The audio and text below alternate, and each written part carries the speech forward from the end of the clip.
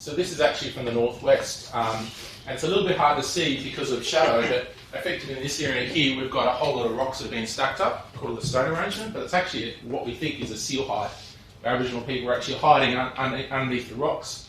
There's a platform here on the coast where seals will come up. They're actually hiding, coming out, hunting, and bringing it back. So this is one of the kind of unique features in, well, not unique here in Australia, but certainly a really quite a rare feature, Aboriginal cultural heritage site in the northwest. So yeah, it looks like a whole lot of rocks, but there's actually a feature in there where Aboriginal people have modified the landscape to be able to do some hunting. So next slide, thanks Matt.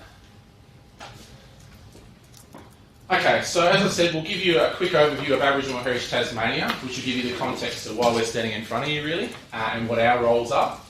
So primarily, our role is to administer the Aboriginal Heritage Act 1975. So in the second part of this presentation, we'll talk a little bit more in depth about the Act and what it means, and some of the really key people that are involved in implementing that, not just AHT, but also some of the really important statutory bodies, including the Aboriginal Heritage Council, that provide advice on Aboriginal cultural heritage matters throughout the state. Second point is we consult with the Aboriginal community and work in collaboration with the Statutory Aboriginal Heritage Council. Critically, we promote the recognition, protection and management of Tasmania's unique Aboriginal cultural heritage by working with the wider community. So things like what we're doing today, talking to you, we also go and talk to local councils, often school groups and the like, to really promote and foster that understanding of what we have in this state, which is so unique and so interesting and so important to protect and conserve and manage appropriately with the community. Free advice to government agencies, landowners, land managers and developers around Aboriginal cultural awareness training and the like. And we'll talk a little bit later around some of the processes and some of the ways that people can get information around Aboriginal cultural heritage. And the last one, which is kind of where I'm sitting at the moment, which is, like I said, a very exciting space, is around managing the Aboriginal cultural values within the Twa, the wilderness area, the World Heritage Area, in partnership with Tasmanian Aboriginal community. So if you have some time at the end and people are interested, I'm happy to kind of chat about that a little bit as well, and what we're trying to achieve with the community in that space. Next slide, thanks Matt. So any questions from the last slide? I should have asked that. Any all seem pretty... Okay, excellent. All right, so what we thought we'd do, instead of diving into the assessment, like I said, we'll give you guys a little bit of context, because I'm sure in this room there's different levels of understanding, different levels of knowledge. There's people that are, maybe from other parts of the world. So we'll give you a very quick kind of, or a quick but thorough idea of what Aboriginal occupation and Aboriginal management of the land in Tasmania looks like. I like this image because it kind of shows what we're working with here. So we believe currently in Australia that Aboriginal people arrived in Australia around 55 to 60,000 years ago. The current theories are Aboriginal people moved through the north of Australia, through kind of Papua New Guinea when it was joined, through the Northern Territory, and then dispersed rather quickly throughout the country in different areas. There's a couple of different models, but as a broad statement, that's what we think based on the archaeological evidence we've been able to glean from different parts of Australia. Now, in the Tasmanian context, we have reliable dates at around about 40,000 years ago. So if you think about that in context, 40,000 years ago, people were living in Tasmania. The environment was very different. What you see in the landforms was different as well. Thinking about your urban context now versus what was here 40,000 years ago is quite stark in contrast. So just to give you an idea, that's kind of 1,700 generations of people that have been here before we're standing here now. So it's a really long period of time. This diagram hopefully also shows in the green, if you can see the green relatively well, the time Aboriginal people have lived in Tasmania and the time when European people have effectively arrived. The word invasion and colonisation are used there. The Aboriginal community prefer the word invasion, so I hope that's acceptable in where we are talking right now. But that gives you an idea, I guess, of our time frame. So 215 years or so of occupation by Europeans versus 40,000 years of Aboriginal people. Can you guys see some of the labels there? Or is it a little bit hard to see? Yes, no, maybe? Lots of nodding, that's good. You can always turn around and look at the screen behind you like that gentleman did, that's fine. Okay, so 35,000, 35 to 40,000 are our earliest dates. When I talked about changes to the environment, you're looking at 90 to 22,000 BP. When I say BP, I mean before present. So sometimes people refer to AD, after death, so that's the old date around when Jesus passed away. And then you've got, we use BP, which is before present. So 22 to 90 to 22,000 BP, we had an event called the last glacial maximum.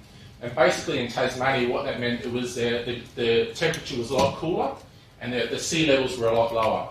So when I spoke at the start of this slide about adaptation, Aboriginal people have been in Tasmania for a period of time, but there's this constant flux in temperature. Now it happens over long periods of time, but 22,000 years ago, it was a lot colder and there was a lot more land. So we're going to show you an image in a minute that will hopefully really put that into some perspective. 20,000 years ago, you've got some really pretty amazing kind of artwork coming into the southwest, and we've got some pictures of that a little bit later. The end of the last ice age, so 12 to 14,000 BP, the temperature starts becoming warmer, sea levels rise, and Tasmania is actually separated from the mainland. So if we can get the next video to work, you'll see that change, and hopefully that brings it in contrast. 6,000 years ago, Tasmania, like you see now, is where it is in relation to sea level. So that's when you have a stabilisation of what you see in Tasmania. You drive around the coast, that's where the coast was 6,000 years ago. 4,500, we chuck that in because that gives you an idea. Everyone goes to school, they learn about pyramids, you know, when they were built 4,500 years ago. That gives you a bit of perspective around Aboriginal occupation versus some of the things that you would often learn at school. First Crusade, 1096 AD, European invasion, 1803, and that's pretty much it. So hopefully that gives you guys an understanding of the longevity, occupation here, and we'll talk a little bit later around how Aboriginal people thrive, survive, but also adapt to very significant climatic changes over time. So, any questions, queries? Does that all make sense? Right, this is going really well. No one's got any questions. Right, next one. Hopefully this works. Yes, it's working. I'm just going to let it run and then I'll talk at the end.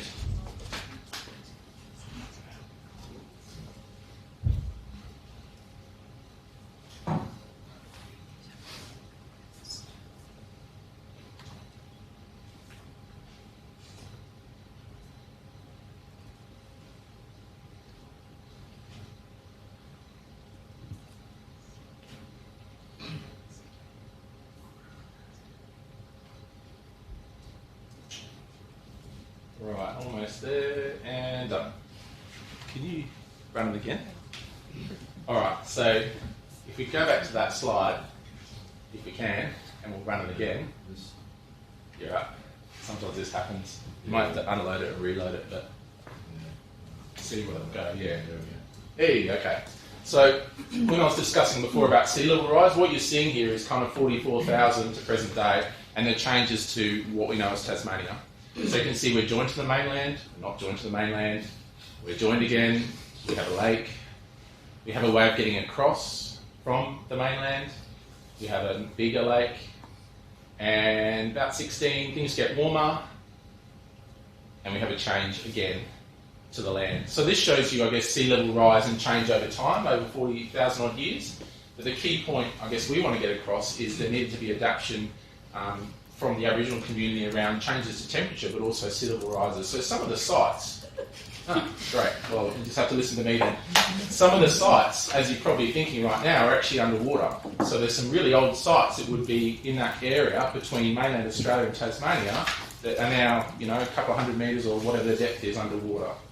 So changes over time, just give you a sec, I'll finish and then I'll answer your question. Changes over time are actually demonstrated by that sea level and also change in temperature. Please. Would that influence any kind of, say, exploratory drilling and stuff? It's a good question. I think the trouble with it being that far underwater is you don't have the technology to be able to actually identify. Yeah, so I'll go on off my little tangent now. I had some colleagues in WA that were trying to look at finding old sites that are off the coast. And they were looking at some old geological maps and trying to see where there might be outcrops and things that they could date. It's incredibly hard to do that for obvious reasons. One, because you're under a lot of water, but two, if you find a shelter, it doesn't necessarily mean it's occupied. There's been changes over time, water coming in that might have disturbed it. But they were thinking that they might better do that. I think in this context, we know that there would have been sites there, but identifying them at that level with the technology you have would be very, very complex. Yeah. Fortunately, kind of towards here, in this area, we're getting out kind of 35, 37,000 year old dates. So we know that people were in this area, and they may have been in a little bit earlier than that, but we know with some good authority that we're looking at around 40,000. So this one is really a bit of almost a static of what you saw before, but really crunching it down to the last 18,000 years. So you've got 18,000 before present, so you've got that, like I said, the land bridge, you've got the lake, you've got a whole lot of other glacial lakes as well. 12,000, 11,000, 9,300, 6,000 current sea level. So hopefully that guys gives you a bit of context around the changes to the Tasmanian landscape, and hopefully also, as we go through the presentation, a better understanding of how Aboriginal people have adapted to those changes over time. So, any questions, queries? Great. Okay. Next slide. Thanks, Matt. Okay, so after talking to you a little bit about that, what I'd like to do now is just dive into some of the site types. So we have a number of different site types in Tasmania, and there's a couple that are fairly unique to the Tasmanian context. The main ones are artefacts, or we call them artefact scatters or individual artefacts, quarries, rock shelters like what you see here, rock markings, modified trees, which is a little bit of an interesting area. We can discuss that a bit later if you like. Middens, which are very, very common all around the coast, and probably areas where you guys go walking, you'll actually come across middens, or you won't even know that they're there, but they are there. Hut depressions, stone arrangements, and finally one that's very important to the community and has some really important cultural sensitivities are burials. So this image here is a rock shelter. I don't know whether it's fantastic to sit under, but there's a bit of a smear, ochre smear, and there's some artefacts down there as well. So somewhere where Aboriginal people are conducting activity around potentially painting and also producing stone artefacts. Should we go to the next one?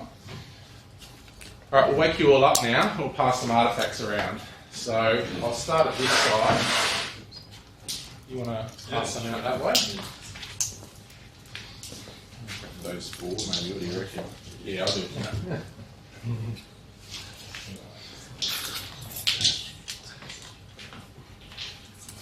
So we're just going to hand out a range of artefacts, guys.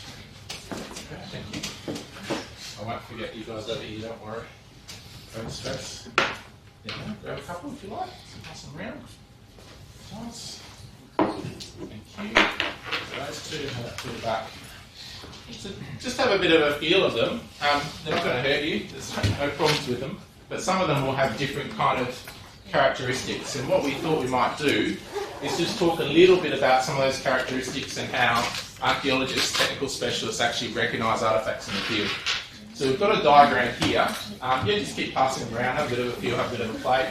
What I'd suggest you do is run your fingers along some of the edges, because some of the edges will actually have, basically retouch on them, where they've actually been retouched to have a sharper edge, and we'll talk about that in a minute. So very generally speaking, stone artefacts is a number of different kinds of stone artefacts. So we have flakes, which some of you guys will have. We have scrapers, cores, hammerstones, grindstones, pebble choppers, and waste flakes.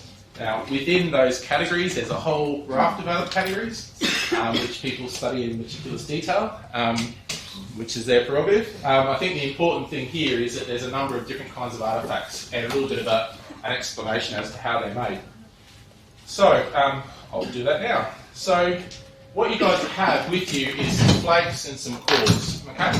So effectively, if you're looking at how Aboriginal people in the past produced artefacts, what they're doing is getting a lump of rock, usually from an outcrop of some sort. They're actually holding the rock in one hand and using a thing called a hammerstone to actually produce flakes. Now, I don't know, has anyone ever tried to do any nothing?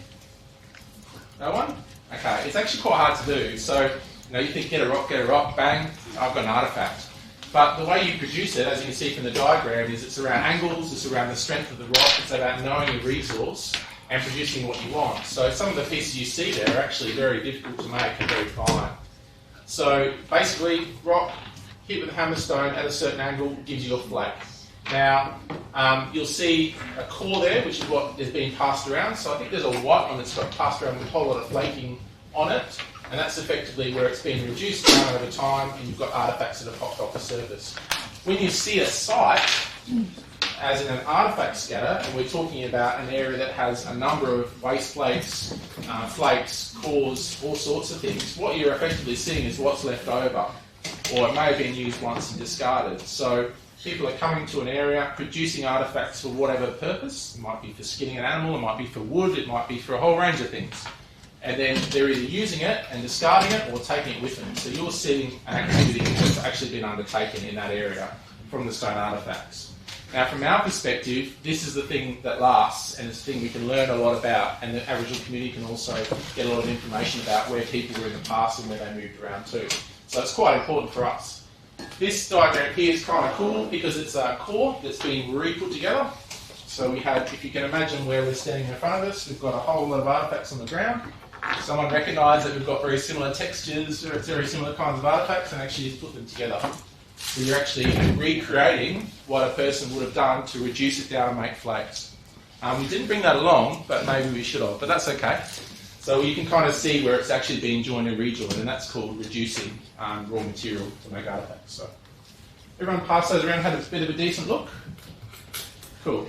Okay, I might jump on the next one. What we might do at the end, if we've got a little bit of time, is that if you guys want to come up and have a chat to us, we can give you a little bit more information and talk a little bit through some of the characteristics of artefacts. But knowing that we need to get to the assessment process, we just really want to give you guys some context around what you kind of see in the field or what the people that you hire to do assessments would actually be looking for. Okay, so this is a little bit like the jelly bean in the jar game. Have a bit of a go at counting how many artefacts you can see in that picture. This is a fairly, well, not typical, but this is a scene that you may come across, or that an archaeologist, an Aboriginal Heritage Advisor that you've actually hired to do some work may come across. So you're seeing a whole lot of material on the ground. Some of it's naturally occurring flakes, but some have actually been reduced down in a quarry. So it's a little bit difficult to see on this diagram, but if you can pick a few out, and Matt presses the next button. Hey, there we go. So, hard to see, but some of the characteristics that you might have recognised from some of the artefacts that have been passed around, you can see almost unnatural kind of breakages, platforms at the top, and smooth surfaces. And we can talk a little bit towards the end about those characteristics and what you actually see in the field.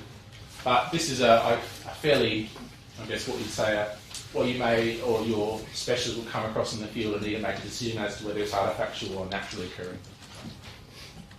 Excellent, thanks, Mike. Before we move on from that, is there any questions about the artefacts or anyone ever found one? You can tell me, I won't tell anyone. Yep, great. Not in Tasmania, but in New South Wales, like the grooves in like platforms where like hand axes have been like resharpened and napped. Really cool sites, aren't they? Yeah, they're really cool. Yeah, you get WA and places, you get them as well, they're fantastic. That's, you're really lucky to see that, it's great. There are, with occupation Tasmania 40,000 years, there are artefacts everywhere, I guess would be the way to put it. They more commonly occur around areas where you've got outcropping and raw material to reduce, but they are all over the state. There's different areas where people lived in more, higher occupations, but they're effectively everywhere. So you may come across them different times. Based on the geology here as well, would you say that because of substrates and stuff and certain, materials fracture differently and stuff, you could almost like assume where things would be based on that? Yeah, so you can do some modelling. So there's modelling isn't a new thing in the whole world, but I think archaeologists are starting to increasingly recognise that there's an opportunity to model where you may find sites based on things like outcropping, based on things like characteristics that give you, say, rock shelters. That is a space that is definitely worth exploring. I guess the trouble with modelling, I guess, on an extensive scale is that you might have, I'll throw a number out there, 1 million outcrops. So modelling, going and visiting 1 million probably isn't going to give you the result. But in saying that, there is some credence and there's some kind of there's some benefit in looking at that and thinking about how you're going to run your surveys to ensure that you capture those areas that are going to be a high probability of finding things. Yeah, I'd say such as areas of outcrops. like flagging places for development and stuff, where you'd say like based on the geology, there could be a high potential to find stuff. And as and I'm not a consultant, I used to be, but as a non-consultant, you would expect that a consultant would think about those things at a desktop level. So they're actually kind of looking at the area of land that they've been asked to work on and survey and thinking about, some of the areas that may have a higher probability than others. Whether that's a small area for a housing development or whether it's a large-scale development. So those things should be considered early in the process by your specialists, absolutely. It's just hard sometimes to get the data. So I've just thrown a whole lot of pictures up of some kind of quite unique and quite interesting sites all around the state, just to give you guys some context and hopefully absorb in the variety and just some of the really unique, amazing places that we're lucky enough to manage with the community. So the top one, I don't know, has anyone been to the northwest? Been up that way? No one. Okay, come for a drive with me then. This is North Cave at Rocky Cave National Park. So there's actually two caves, one north and one south, but you can see the cave itself where people were living. There's also some midden material, and you've got the coastline just down here. So really unique site. Has that been excavated or not? Can you remember? No. Okay. So that one hasn't been excavated, so I'm not sure about dates, but people occupying the cave, resourcing shellfish from nearby, and actually undertaking activities in the cave itself. The top one, that looks a little bit like feet, I suppose, is actually a cave in the southwest, which is a really pretty amazing site. It looks a little bit like an A-frame kind of tent, and on one wall you've actually got these images all the way through. I think it's got over 600 different motifs that have actually been engraved in the rock. So there's a couple of different ways that you can make rock art. You can apply paint. So we'll show the top one there at Ballawinnie is actually where someone's put their hand on the wall and actually applied ochre over the top. You can groove, pecking. I remember this now. There's actually pecking where you're actually getting a harder material and you're actually pecking figures like you can see at the very top. And then there's also a grinding technique where you're actually grinding things like circles or the like, which we'll see at Sundown Point, which is down here. So different kind of methods for producing what we call rock markings or rock art. Ballawinnie, really important site, one that the community managers, Aboriginal community manage, and yeah, some really amazing kind of hand stencils and the like. Down the bottom, again, the feet, which is quite interesting. We call them feet, but we're not sure, but everyone seems to go with that. I mean, it could be a whole range of things. I'm not sure. We don't know enough about what they may be, but they're just really unique and quite special. And the bottom one is Sundown Point, which is also accessible, quite accessible in the northwest, where there's a number of kind of rock shelves as you go out to the coast where they've actually ground circles, and there's, I want to say 650. I'm just going to say that because no one knows if I'm lying or not. 650 circular engravings have actually been ground into the surface all along those platforms there. So yeah, hopefully this gives you a bit of an idea of some of the really special, unique sites in relation to rock shelters, rock markings. So before we move on, I'll pass this one around as well. Back in 2006 or 2004, it was way back last time. Yeah. When did you do the laser scanning? Over 10 years ago. Yeah. Right, so let's say 2006, we recognised with the community that the site at the top with the feet was in danger of inundation from the coast. So we were down there a couple of weeks ago or a couple of months ago, and the tide's actually coming into the cave itself. So we know that there's going to be damage to it over time. So a project was put together in collaboration with the Aboriginal community to actually record it and do some laser scanning there. What you see here on this is effectively a portion of the panel, and the red square is actually a 3D reconstruction. So the reason I guess I show this is to give you an idea that there's some that are going to unfortunately go from a range of factors to do with global warming, rising sea levels, tide levels, all sorts of things. But we're trying to do some work in this space with the community to record as much as we can before someone go. So what I'll do is I'll pass this one around as well. Feel free to have a bit of a look. Just gives you a bit of a feel for what you actually see in the southwest. I'll pass it around together. There you go. You won't break it, it'll be fine, don't worry. Okay, I'll keep moving on if everyone's happy. Or is there any questions about any of that? Or no? Okay, next one.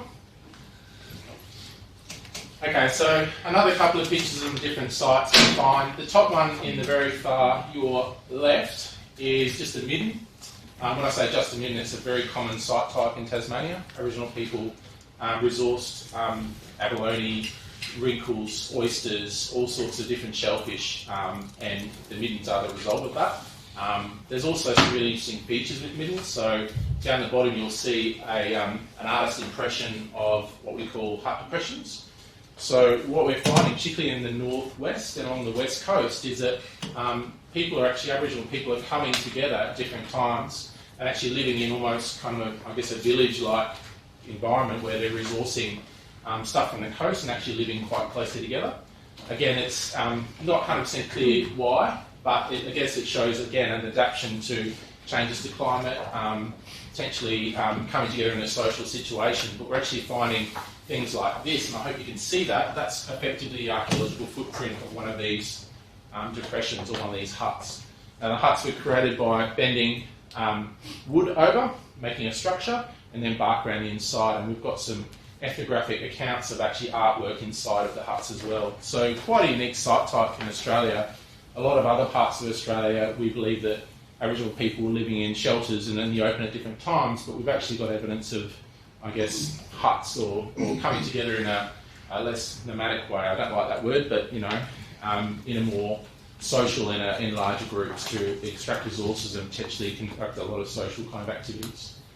The other top one's another hut depression. They're really hard to take photos of because they're basically kind of a depression in the surface. We have done some excavations, or a long time ago, some excavations done some at the northwest, and we're looking at them to be around about 3,500 to 4,000 years old.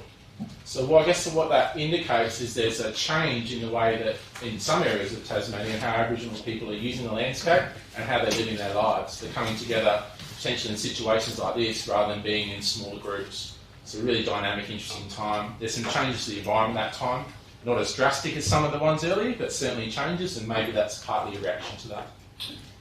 I put this one up here because it gives you an idea of some of the damage that is actually happening to middens and sites around Tasmania and across Australia at the moment. That's really erosion, wind-blown sediments. What you can see, and I guess what to look out for when specialists are looking for middens, is you've got this kind of quite uniform band of shell, but then you've also got a black kind of charcoal lens through it as well. So what Aboriginal people did is they collect shell from the coast, they come up, they may cook it or they're actually almost living and interacting with that area and disposing of shell and cook things as they go. So that's where you get your nice charcoal lens, and you also get your shell as well. So as you go for a walk on the coast, there are middens practically everywhere. So you should have probably put something in presentation to show, but they're everywhere, just believe me. So next one. How am I going for time? I'm not getting into too much. Thumbs up, that's good. Okay, the last two, which we spoke a little bit about before, are quarries. So that's where, like I said, you're getting your raw material, you're producing artefacts, you're either discarding some, keeping some, alike. This is actually down at, is it Conningham? I want to say Conningham. Shows how much I know about Oyster Cove in the southeast. Risdon Cove. Yeah, Oyster Cove. So Oyster Cove in the southeast, that's effectively the coast, so that's the Derwent, coast Derwent. And this is just a big rock outcrop where people have actually grabbed raw material and produced artefacts with. So you should be able to hopefully see, it looks a bit unnatural, doesn't it? It's not like it's cracked, it's actually where people have smashed the rock to get the raw material to make artefacts. The one on your right is a fish trap. So these are really common, particularly in North Queensland and parts of Cape York Peninsula in particular, where as the tide comes in, the fish go over, as the tide comes out, the fish get trapped behind this area, and Aboriginal people are actually coming in and hunting for fish as they were trapped behind this barrier. They're not so common in Tasmania, but we get a bit in the north and the northwest of actually man-made walling, where the tide comes in, the fish get caught, and Aboriginal people were hunting the fish as they were caught in that low kind of area. So, yeah, certainly fish traps aren't a common site type, but they're a very interesting one as well. Next one. Okay, so this audience, I guess, is different, but usually represent audience get really scared with this picture. So the idea here is to give you an idea of, I guess, what I actually manage in relation to sites. So currently we have almost 14,000 Aboriginal heritage sites on our register. So that image there on your left was produced a little while ago, but effectively all those dots are Aboriginal sites. And if you think of it this way, there's a dot and then there's a dot, 50 dots on top of it. So 14,000 sites around the state, and AHT need to work collaboratively with the Aboriginal community to manage those sites. Now, I guess one thing that's quite striking about that image of Tasmania is all the white space, particularly in the southwest. So that's where the TWAR is, or the Tasmanian Wilderness World Heritage Area, which is I do a bit of my work in. And it isn't because there aren't sites there, it's simply because we haven't looked. So if anyone's ever been to the TWAR, it's not the easiest place in the world to get into.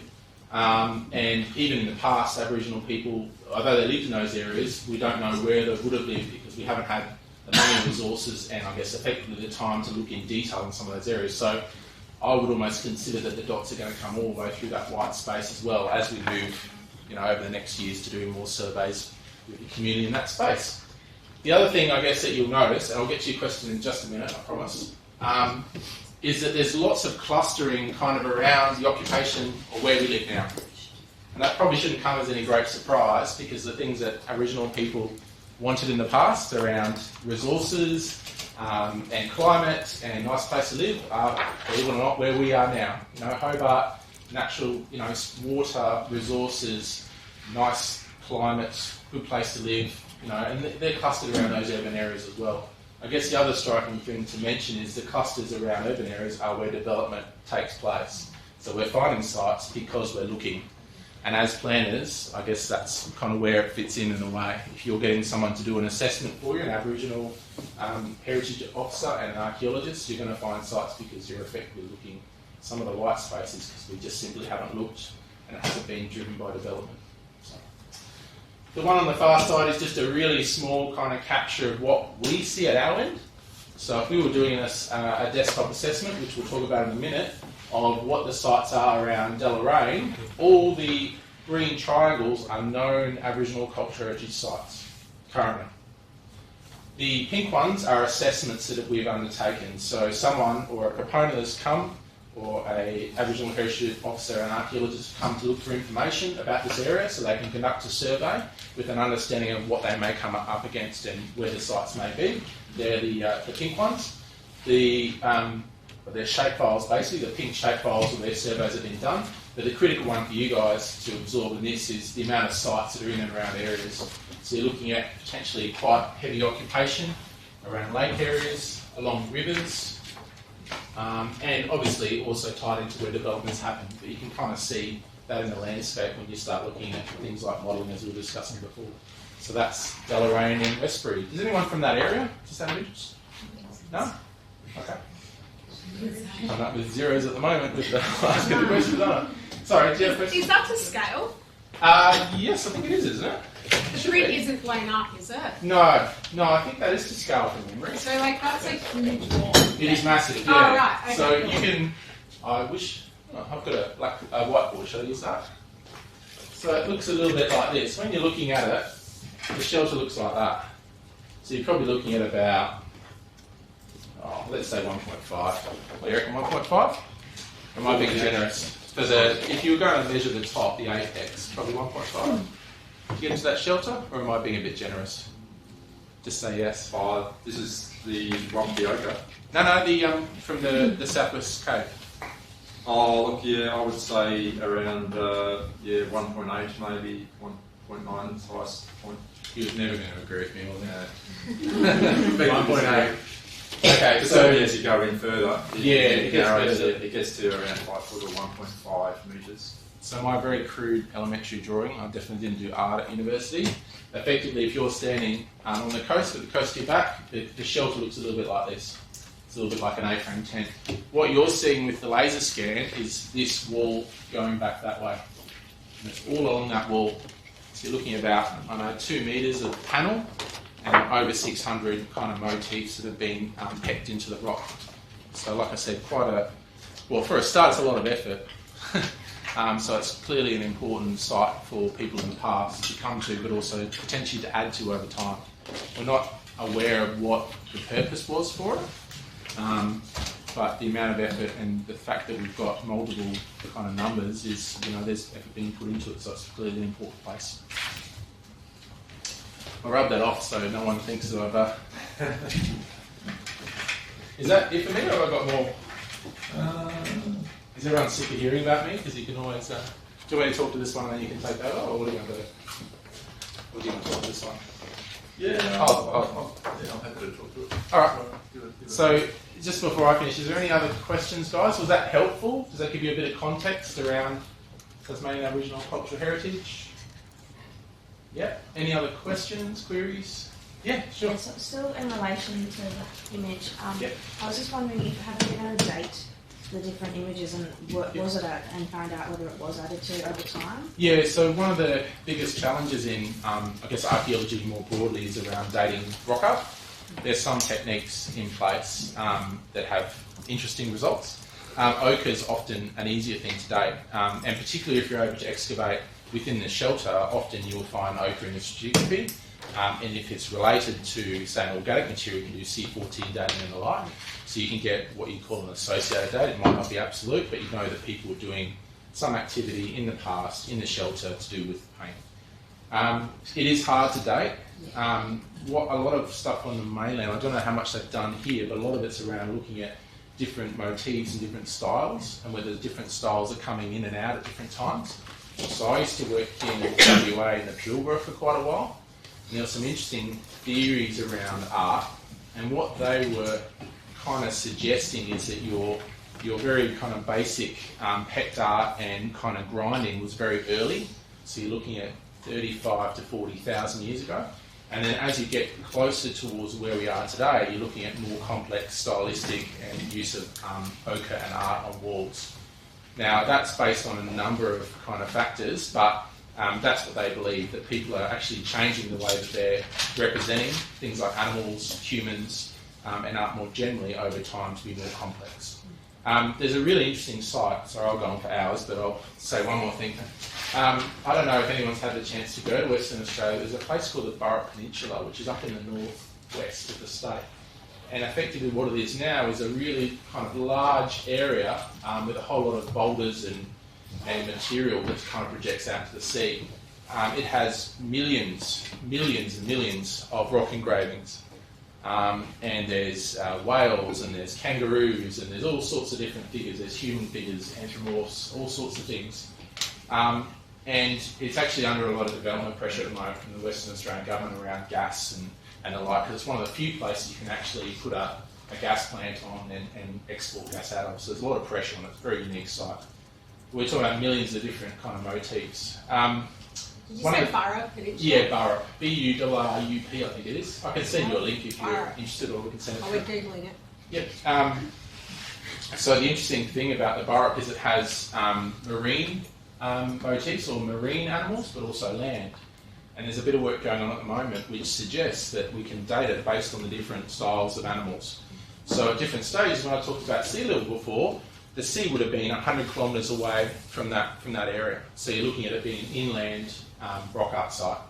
And then now, we're looking at it being right on the edge of the coast, like literally the coast is standing in front of me. So you're getting those more fresh motifs, which are more whales, whales, fish and dolphins. So what we think is that Aboriginal people in that area were using that site over a very long period of time and representing different kind of animals depending on where it was in the landscape.